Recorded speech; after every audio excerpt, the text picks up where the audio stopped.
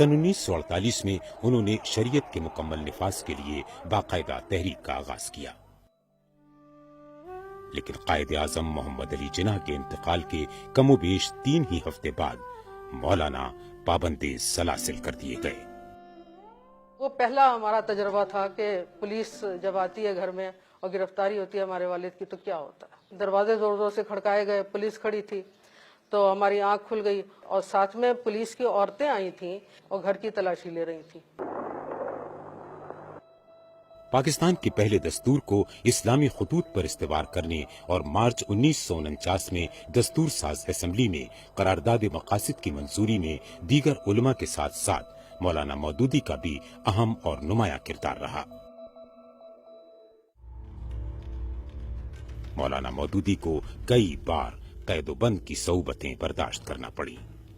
28 मार्च 1953 को तहरीक खत्म नबूवत के दौरान एहतजाज पर उन्हें एक बार फिर गिरफ्तार कर लिया गया, बाकायदा मुकदमा चलाया गया और 11 मई सन 1953 को उन्हें एक मिलिट्री कोर्ट ने सजाए मौत सुनाई। मौलाना मौदूदी अमली तौर पर इसमें शरीक नहीं हुए, लेकिन उन्होंने एक कादियानी मसले के उन्वान से एक पंफलेट लिखा। उस पंफलेट लिखने की पादाश में उन्हें गिरफ्तार किया गया। वो जेल में काफी अरसे रहे इस इल्जाम में कि उन्होंने बगावत पे उकसाया लोगों को मजहब के नाम पे, और इसी नाम निहाद जुर्म पे उन्हें सजा मौत दी गई। अहलिया को बज़रिए अखबार अपने शौहर की सजा का इल्म हुआ। उस वक्त वो अपने बच्चों के लिए नाश्ता तैयार कर रही थीं। हमारे बड़े भाई जो थे वो अखबार लेके अंदर आए, हमारी वालदा का चेहरा सुर्ख हो गया, अखबार फौरन छुपा लिया। तो हमारी समझ में नहीं आ रहा था कि इस अखबार में क्या है कि एकदम घर का माहौल ही बदल गया। मौलाना मौदूदी को जब इस सजा के खिलाफ रहम की अपील दायर करने के लिए कहा गया तो उन्होंने अपील करने से साफ इनकार कर दिया। उनका ये जो एक नॉन कॉम्प्रोमाइजिंग रवैया था वो काबिल तहसीन था और उन्होंने सजाए मौत को भी बड़ी यानी एक आसान तौर पर लिया। कोई उसके तज़दाद नहीं पैदा हुए, कोई उसकी यानी कहना चाहिए ग्रेविटी नहीं थी। कॉज इतनी बड़ी कॉज थी, इतनी लार्जर कॉज थी कि उस कॉज के लिए ये तो कम से कम कुर्बानी हो सकती थी। आलम इस्लाम में इस सजा के खिलाफ शदीद रद्द अमल पाया गया। कई मुल्कों में मुजाहिरे हुए। यूं सजाए मौत उम्र कैद में बदल गई। असीरी के दौरान उन्होंने तफहीमुल कुरान की तौसी का काम जारी रखा, जिसका आगाज उन्होंने 1942 में किया था। 28 अप्रैल 1955 के दिन तकरीबन 2 साल की कैद के बाद मौलाना मौदूदी आला अदालत के हुक्म पर रिहा कर दिए गए।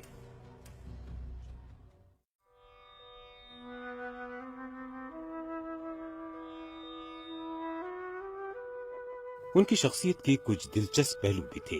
कुछ का कहना है कि वो पान शौक से खाते थे। पान हमारे घर में पानदान हमेशा से मौजूद रहा है।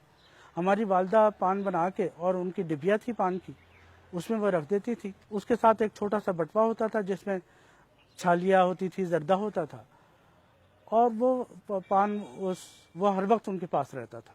जब वो अमेरिका पहली मरतबा सफ़र के लिए गए हैं तो मेरे ज़िम्मे ये काम हुआ, और उस बात को उन्होंने एक बड़े दिलचस्प फारसी के मिसरे से कहा कि अव्वल पुरसश पान बूद। सादी ने कहा अव्वल पुरसश नमाज बूद, तो उन्होंने कहा कि अव्वल पुरसश पान बूद।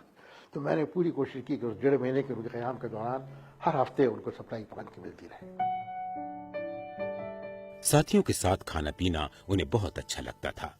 अक्सर उनके घर दोस्त अहबाब शबदेग पर मदऊ होते। जिस वक्त ये शूरा का इजलास होता था तो कभी शबदेग होती थी और हलवा सोन बनवाते थे बड़े शौक से। उनको खास तौर पर जो नहारी बहुत ज्यादा पसंद थी। जब भी उन्हें फरमाइश करनी होती थी तो वो नहारी की फरमाइश करते थे।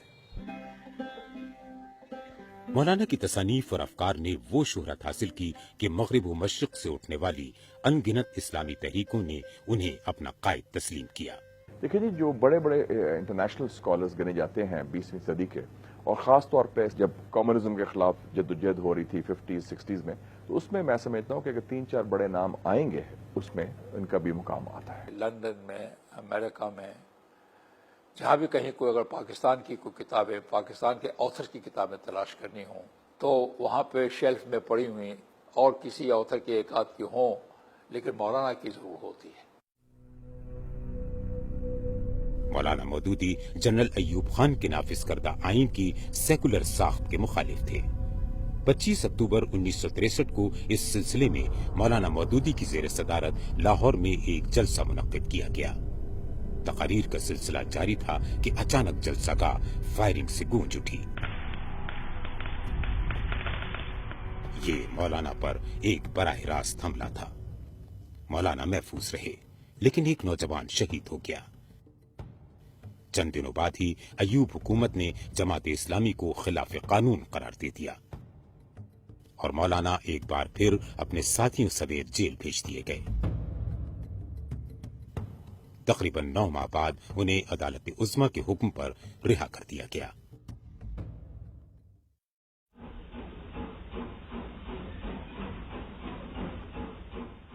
उन्नीस 1964 की सदारती इंतखाबात में उन्होंने अय्यूब खान के मुकाबले में मोहतरमा फातिमा जिन्ना की हिमायत की और हिज़्ब इख्तिलाफ के इत्तेहाद को मुनज़्ज़म करने में कलीदी किरदार अदा किया। और अय्यूब से जाहिर है मौदूदी साहब की लगी थगी रहती थी, अनबन थी, तो उन्होंने फातिमा जिन्ना को सपोर्ट करने के लिए अपना ये नजरिया बदल दिया। तो मालूम होता है कि सियासत में एडजस्टमेंट के और किसी असूल को मौखर करने के लिए अगर उसका मकसद सही हो तो वो तैयार होते थे। और ये बात कई दफा कही मुख्तलिफ हवालों से उन्होंने कि किसी बड़ी बुराई को खत्म करने के लिए छोटी बुराई में इन्वॉल्व हो जाना मसलहतन वो जायज़ है। उनके बल्कि बड़ा मशहूर उनका फिक्रा है कि भी अगर फातिमा जिन्ना में तमाम खूबियां हैं और सिर्फ एक खराबी है कि वो औरत है, और हज़रत अय्यूब खान में सारी बुराइयां सिर्फ एक खूबी है वो मर्द है, तो मैं उस मर्द पर औरत को तरजीह दूंगा। एक असूल के तौर पर मैं समझता हूँ कि मौलाना उसमें शरीक हुए और उन्होंने एक तरफ से अगर उनसे कोई जदीद अमल हुआ है तो वो गालिबन यही था। 29 जनवरी 1967 में ईद के चांद पर अय्यूब हुकूमत के ऐलान की मुखालफत के जुर्म में मौलाना मौदूदी एक बार फिर गिरफ्तार हो गए। जब जमहूरियत हलाल कमेटी ने चांद का देखा और ऐलान किया तो अय्यूब खान साहब के कान में किसी ने ये फूंक दिया था कि 2 खुतबे जो होते हैं वो हुकूमत पे भारी होते हैं। उस जुमे के खुतबे से बचने के लिए अय्यूब खान साहब ने यह ऐलान कर दिया कि कल ईद होगी। ये चूंकि बिल्कुल गलत था, चांद नजर नहीं आया था, तो मेरे अब्बाजान उसी वक्त उठ के खड़े हुए शदीद गुस्से में, और उन्होंने कहा कि अब कुछ करना ही पड़ेगा। तो अब्बाजान ने अखबारों में स्टेटमेंट भिजवाया था कि मैं जुमे की ईद करूंगा, कल चांद नहीं हुआ है और मैं ईद की नमाज नहीं पढ़ूंगा। उसके 8 दिन के बाद अब्बाजान गिरफ्तार हो गए थे। अक्टूबर 1966 में उनकी एक और तसनीफ खिलाफत और मलूकियत मंजर-ए-आम पर आई।